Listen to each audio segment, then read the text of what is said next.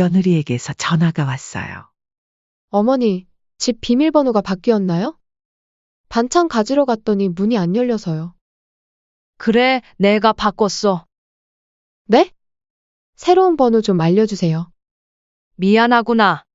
이제부터는 우리 집에 그렇게 수시로 드나들지 말아줬으면 해. 이제 나도 허리가 아프니 반찬은 알아서 해 먹거라. 네? 어머니, 무슨 말씀이세요? 저희가 뭐 잘못했나요? 순간 지난 10년간 참아왔던 모든 말들이 한꺼번에 터져나왔죠.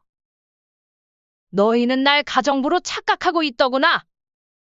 시장 봐달라, 반찬 해달라, 손주 봐달라. 한 번이라도 내 의사를 물어본 적 있니? 명절에는 모든 음식을 나 혼자 준비하게 하고 너희는 들락날락거리기만 했지. 내가 아파서 병원에 누워있을 때는 얼굴 한번 비치지도 않더구나. 어머니, 말씀드렸잖아요. 저희가 많이 바빠서. 아무튼 한 번도 안 간 건 죄송하게 생각하고 있어요. 그래, 너희는 바쁘지. 하지만 나도 내 삶이 있단다. 이제는 더 이상 너희 집 비밀번호도 알고 싶지 않고 너희 집 냉장고도 채워주고 싶지 않아. 손주도 미안하지만 더 이상은 못 봐준다 그렇게 알고 있어라. 안녕하세요. 저는 올해 67이 된 강혜자입니다. 오늘은 제 이야기를 들려드리려고 해요. 아마 이 글을 읽으시는 어머님들은 제 마음을 이해하실 거예요. 평생을 자식 뒷바라지로 살아온 우리 세대의 이야기니까요. 엄마, 이번에 병원 월급 들어왔는데 집 보증금 좀 올려달래요. 2천만 더 보태주시면 안 될까요? 아들의 전화를 받은 그날도 저는 며느리가 맡기고 간 손주를 돌보느라 허리가 끊어질 것 같았어요. 벌써 3번째 보증금 상향 요구였죠. 의사가 된 아들이 돈을 벌고는 있지만 그래도 서울에서 체면에 맞게 살려면 부족하다나 뭐라나. 아들아, 그동안 엄마가 5억도 냈고 결혼할 때 신혼집도 엄마가 다 해결해줬잖아. 엄마, 엄마가 평생 모은 돈. 저 아니면 누구 주려고 모았어요? 치사하게 그러지 마세요. 그리고 저희가 이사 가면 손주도 더 좋은 학군에서 키울 수 있잖아요. 요즘 집값이 많이 올랐다던데. 아들 얘기를 듣고 한숨이 절로 나왔어요. 20여 년 전 남편이 폐암으로 세상을 떠나기 전 마지막으로 한 말이 떠올랐어요. 여보, 내가 못해준 게 너무 많아 미안해. 우리 아들 잘 부탁해. 자식 농사만큼은 잘 지어놨으니 이제 아들이 당신 좋은 데 데려다 줄 거야. 내가 못해준 만큼 아들이 다 해줄 거야. 그 말에 울면서 고개를 끄덕이던 제가 떠올라요. 그때부터 저는 정말 악착같이 살았어요. 편의점 야간 알바에 새벽 신문 배달까지. 아들을 의사로 만들기 위해 제가 안 해본 일이 없었죠. 점심시간이면 아들 학교에 도시락을 날랐고 밤늦게 학원에서 돌아오는 아들을 위해 매일 따뜻한 국을 끓여놓곤 했어요. 강 여사님, 이렇게 고생하시다가 몸 상하시겠어요. 이웃들이 걱정할 때마다 저는 웃으면서 대답했죠. 괜찮아요. 우리 아들 열심히 공부하는 모습 보면 쌓인 피로가 다 날아가는 것 같아요. 그 결과 아들은 서울대 의대에 합격했고 지금은 대학병원 전문의가 됐어요. 합격 소식을 들었을 때 얼마나 울었는지 몰라요. 남편 영정 앞에서 울면서 여보, 우리 아들 의사 됐어요. 당신 소원 이뤘어요. 하고 속삭이던 그날이 아직도 생생해요. 하지만 아들의 결혼 후 제 삶은 완전히 달라졌어요. 신혼집을 구할 때부터 예상치 못한 일이 벌어졌죠. 어머니, 저희가 알아본 집이 있는데요. 이번에 신축으로 지어진 아파트예요. 신혼부부가 살기에 딱 좋은 곳이더라고요. 거기면 얼마나 하는데? 어머니, 전세가 5억이에요. 서울에서 신혼부부가 살기에는 최소한 이 정도는 돼야 하지 않을까요? 저희 엄마도 그러시더라고요. 그때 제가 왜 말을 못했을까요? 평생 모은 돈을 꺼내면서도 제 입에서는 그래, 그래도 된다는 말만 나왔어요. 결혼 후 며느리의 요구는 점점 더 많아졌어요. 처음에는 조심스러웠던 태도가 어느새 당당함으로 바뀌었죠. 어머니, 이번 주말에 친정 엄마랑 쇼핑 가기로 했는데? 토요일부터 일요일까지 애 좀 봐주실 수 있으세요? 아, 그리고 애기 이유식도 좀 만들어주세요. 어머니가 만드신 이유식이 제일 좋더라고요. 요새 제가 피부가 다니느라 바빠서.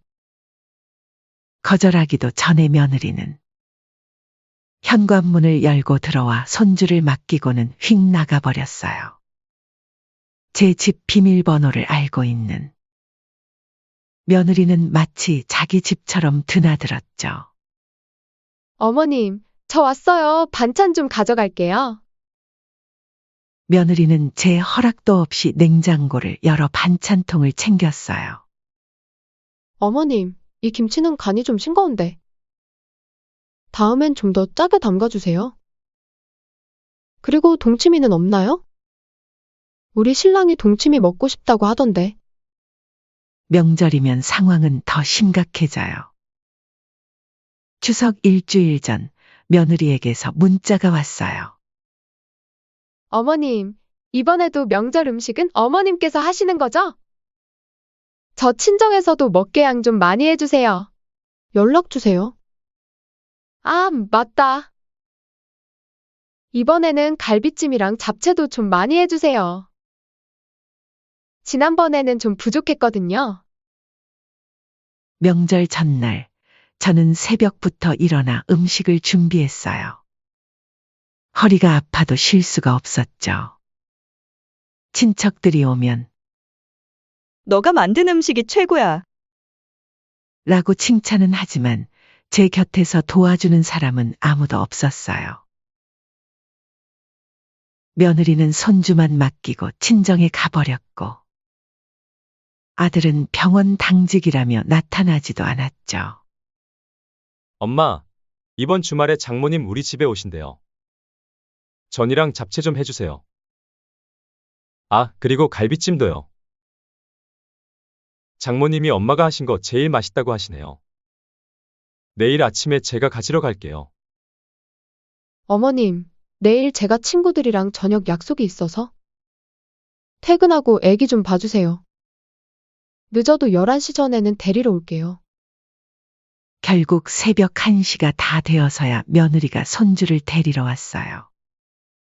사과 한마디 없이 어머님, 수고하셨어요. 하고는 휙 가버리더군요. 문득 제가 이 집의 가정부가 된 것 같아 서글퍼졌어요.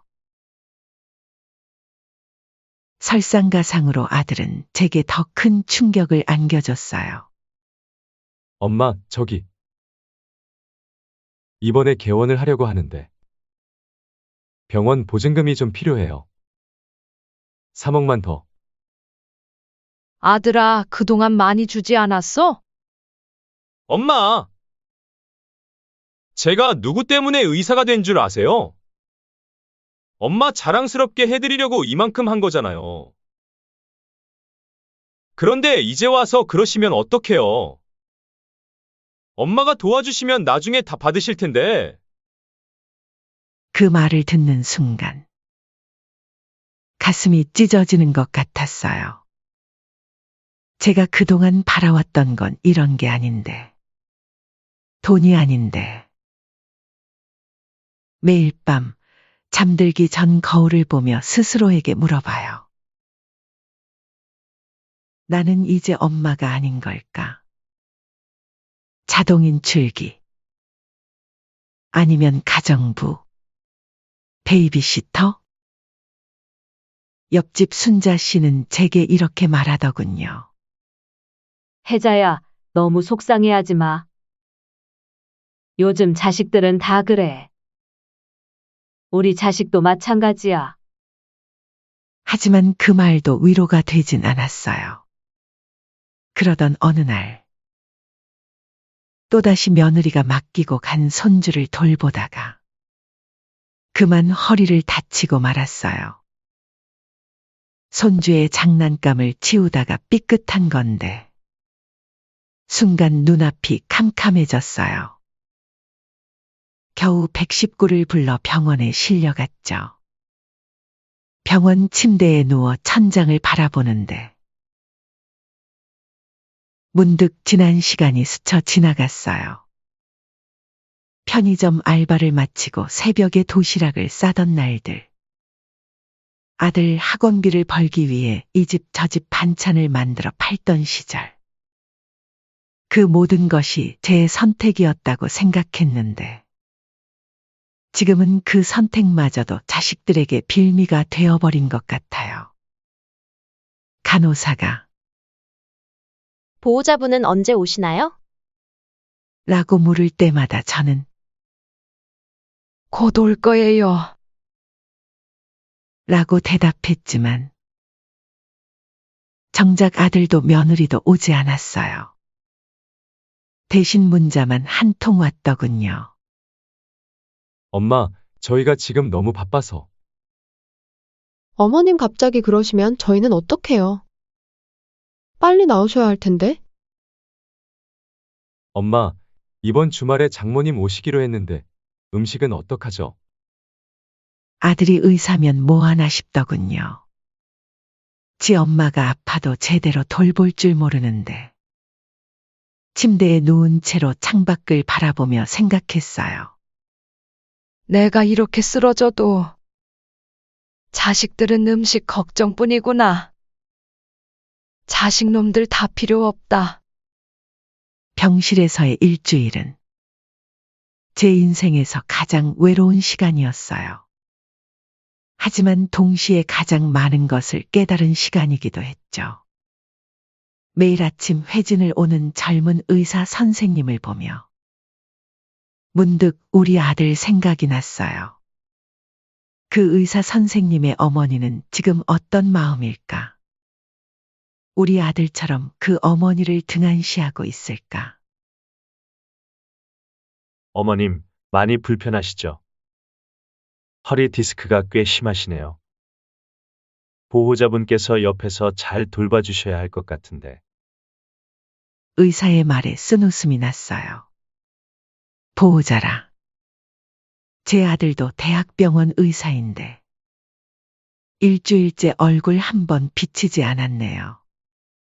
보호자분은 아직 안 오셨나요? 간호사가 물을 때마다 저는 괜히 변명을 했어요. 아, 네. 아들이 의사라 많이 바빠서요. 어머, 아드님이 의사세요? 그러면 좋으시겠어요. 어머님 건강은 아드님이 잘 챙겨주시겠네요? 그 말을 들을 때마다 가슴 한켠이 찢어지는 것 같았어요.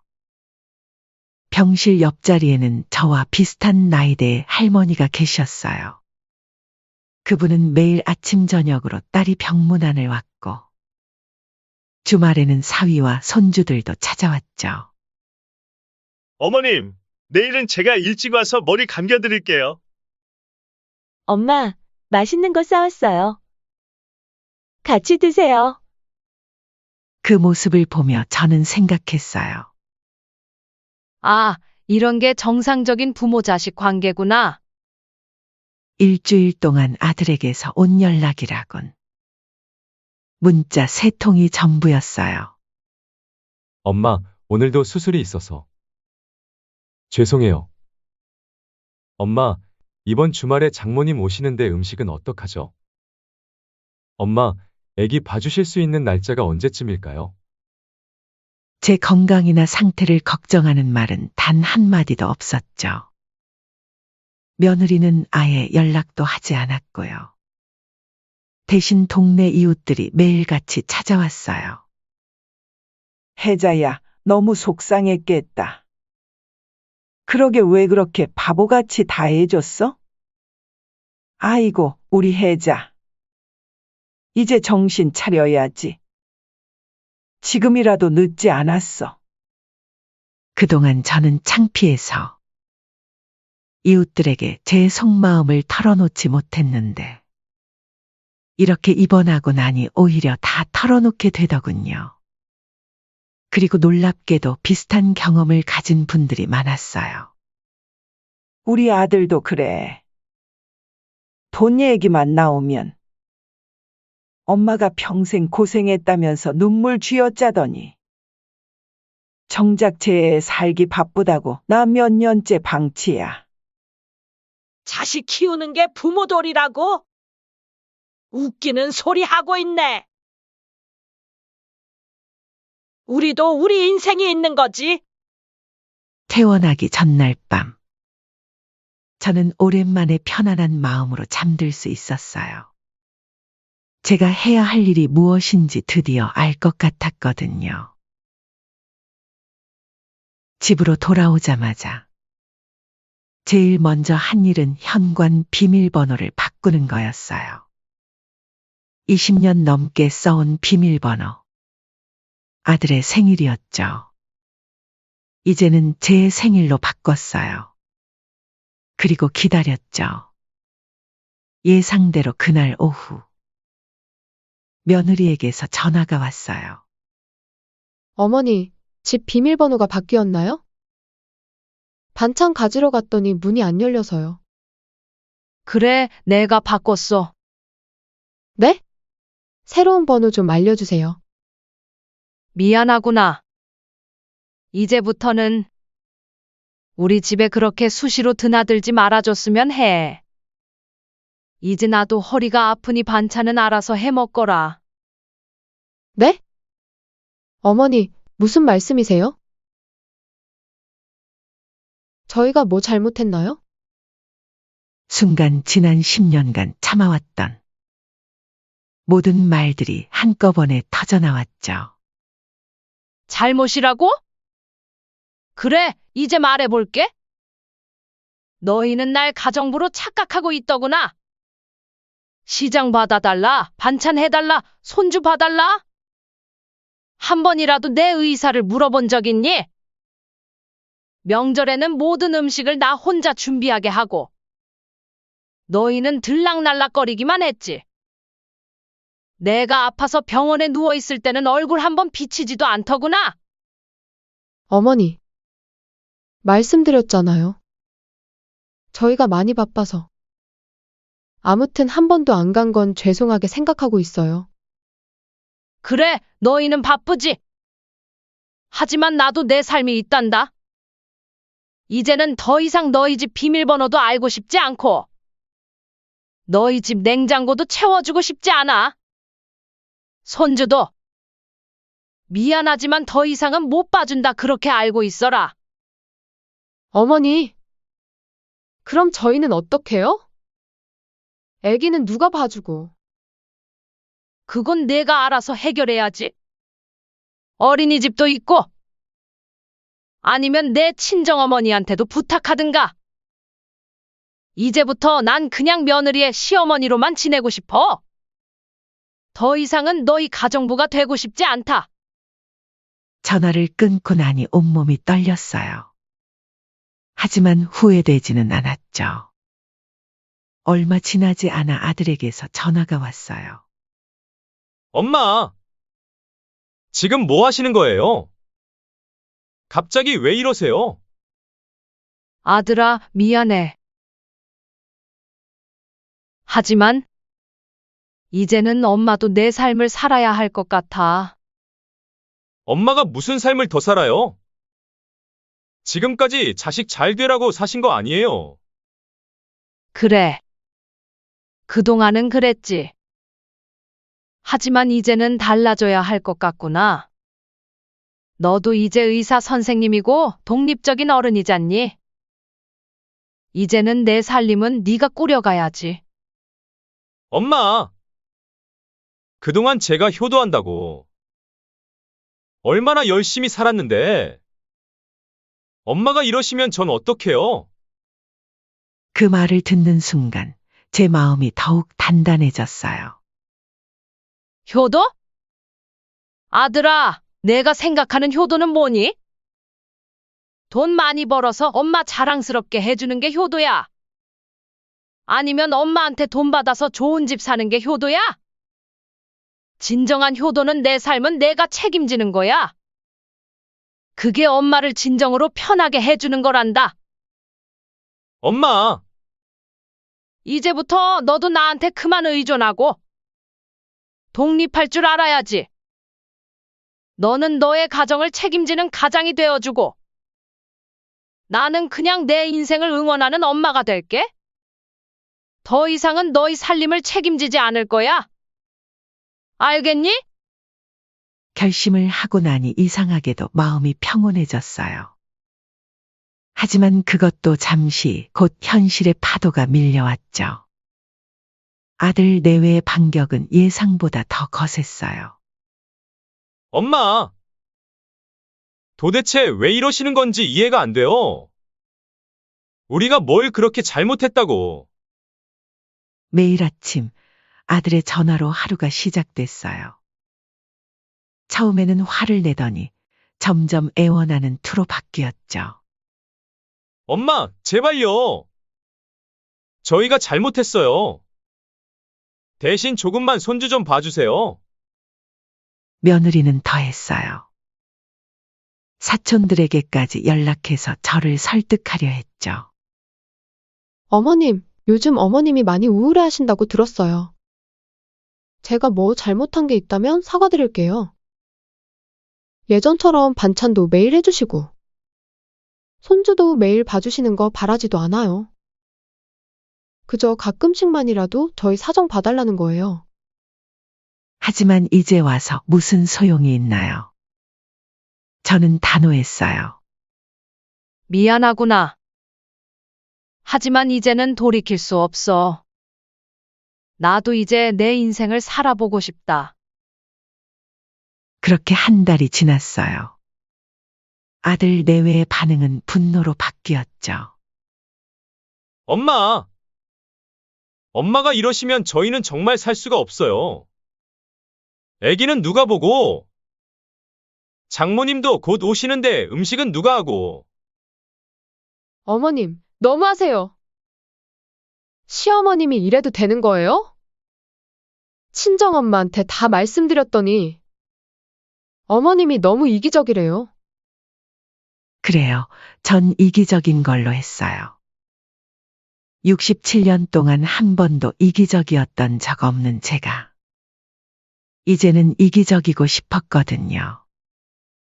큰 결심을 하나 더 했어요. 30년 넘게 살아온 이 집을 정리하기로 한 거죠. 너무 크기도 했고, 무엇보다 이 집에는 자식들에 대한 추억이 너무 많이 배어 있었거든요. 현관 벽에 남아있는 아들의 키 재던 자국, 부엌 타일에 새겨진 찢어진 자국, 모든 게 저를 과거에 붙잡아두는 것 같았어요. 부동산에 집을 내놓은 다음 날 아들이 헐레벌떡 찾아왔어요. 엄마! 요즘 대체 왜 이러세요? 나이 먹고 사춘기라도 온 거예요. 여기가 얼마나 좋은 동네인데. 나중에 이 집 주려던 거 아니에요. 그때 마침 초인종이 울렸어요. 며느리가 손주를 데리고 왔더군요. 어머님, 이제 그만하시고. 애기도 보세요. 할머니가 보고 싶다고 얼마나 울었는데. 손주의 눈망울이 저를 똑바로 쳐다보았어요. 가슴이 찢어질 것 같았죠. 하지만 저는 참았어요. 우리 손주 이제 어린이집 다니니? 거기서 친구들이랑 재미있게 지내지. 할머니, 나 어린이집 싫어. 할머니랑 있을래? 우리 손주 이제 커서 어린이집도 다니고 친구들이랑도 놀아야지. 할머니 이제 조그만 원룸으로 이사할 거다. 그 말을 듣자 며느리가 벌떡 일어났어요. 어머님, 정말 이사하시게요? 어디로요? 저희한테서 멀리 가실 거예요? 그래, 작은 오피스텔 계약했어. 너희 집에서 1시간 거리야. 버스 타고 와야 하는. 1시간이요? 그럼 저희가 어떻게 자주 와요? 반찬은 어떻게 가져가고?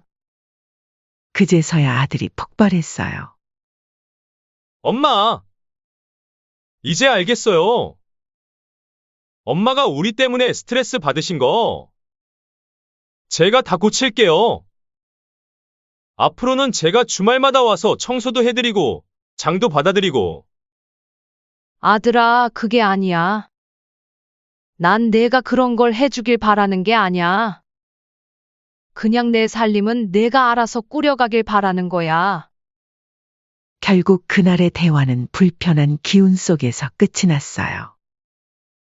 이사 날짜가 다가오자 아들 내외는 더욱 발악을 했죠. 심지어 친척들까지 동원해서 저를 설득하려 했어요. 하지만 전 이미 되돌릴 수 없는 강을 건넌 뒤였어요. 작은 오피스텔로 이사하는 날.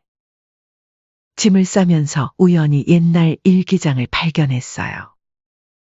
아들이 의대에 합격하던 날 썼던 일기였죠. 여보, 오늘 우리 아들이 합격했어요. 이제 우리 아들이 훌륭한 의사가 되어서 많은 사람을 돕겠죠. 그동안 고생한 보람이 있네요. 그렇게 새 집으로 이사하고 일주일이 지났어요. 처음으로 맞이하는 주말. 아침 일찍 일어나 베란다 화분에 물을 주다가 문득 깨달았어요. 더 이상 누군가를 위해 서둘러 아침을 준비할 필요가 없다는 거려. 그래서 난생 처음으로 늦잠도 자보고 카페에 가서 여유롭게 아침을 먹어보기도 했어요. 그러다 우연히 동네 문화센터를 발견했어요. 시니어를 위한 스마트폰 교실이라는 강좌가 눈에 띄더군요. 망설임 없이 등록했어요. 수업에서 만난 동년배 친구들과 금세 친해졌죠. 저는 딸이 셋인데 다들 제 통장만 바라보는 것 같아서. 우리 아들은 결혼하고 나서 돈 때문에 매일 싸우다가 이혼했어요. 그래서 전 이제 돈 얘기만 나오면 조용히 전화를 끊어요. 저는 작년에 남편이랑 사별하고 혼자 됐는데 자식들이 재혼하라며 자꾸 등 떠밀어서 답답해요. 다들 저마다의 사연을 안고 있더군요.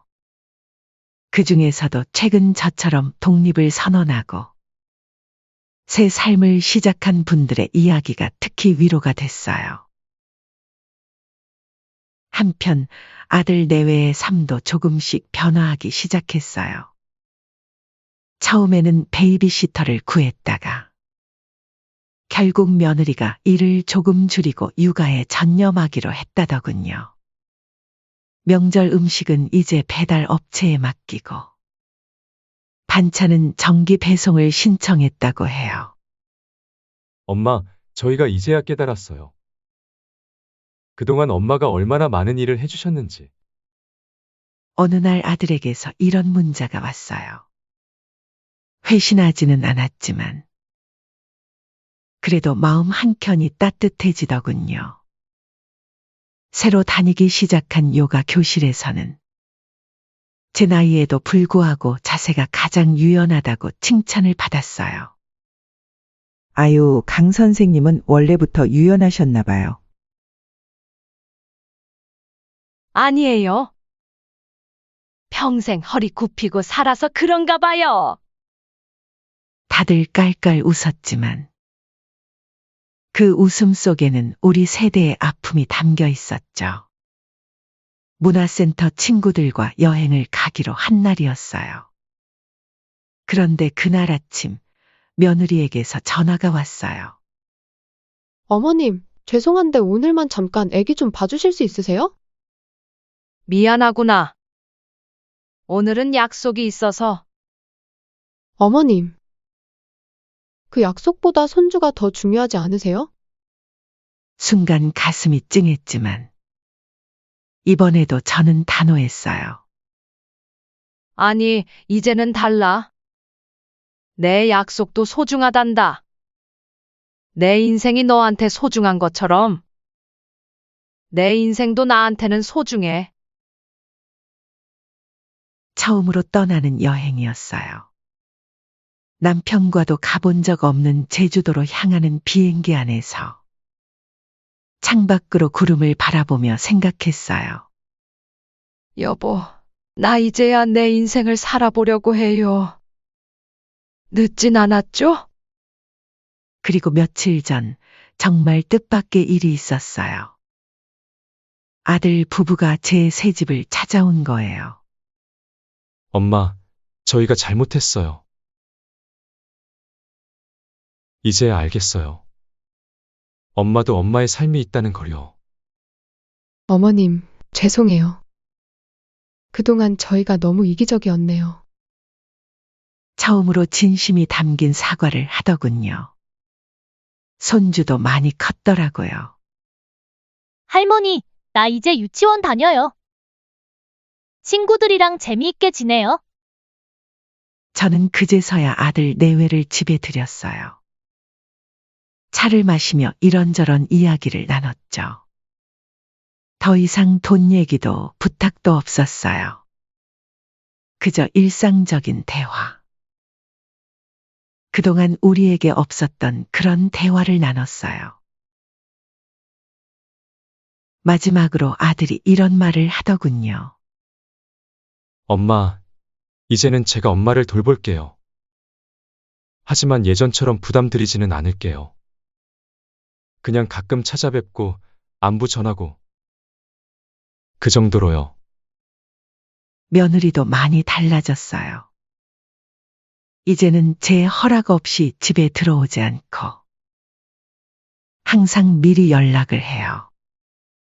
얼마 전에는 이런 말을 하더군요. 어머님, 저도 나중에 어머님처럼 멋진 시어머님이 될 거예요. 자식과 며느리의 삶을 존중해주는 그런 어른이요. 요즘은 가끔 남편 생각을 해요. 여보, 우리 아들 그래도 제법 잘 컸죠? 이제야 진짜 어른이 된 것 같아요. 제가 조금 늦게 깨달았네요. 자식을 위하는 게 꼭 희생만은 아니라는 걸. 지금 저는 제 인생에서 가장 행복한 시간을 보내고 있어요. 늦게 찾은 자유지만 그래서 더욱 소중하답니다. 이제는 알아요.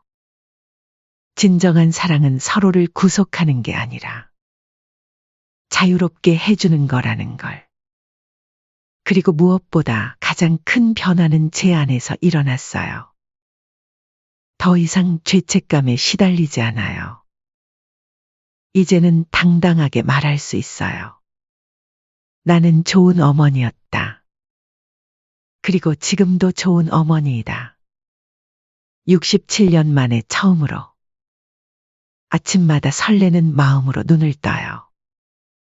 오늘은 또 어떤 행복이 기다리고 있을까 하는 기대감으로요. 제 인생의 마지막 장은 이제 시작됐으니까요. 여러분도 늦지 않았어요. 언제든 새로운 시작을 할 수 있어요. 저처럼. 그리고 지금의 저보다도 더 행복한 삶을 사실 수 있을 거예요. 지금까지 제 이야기를 들어주셔서 감사합니다.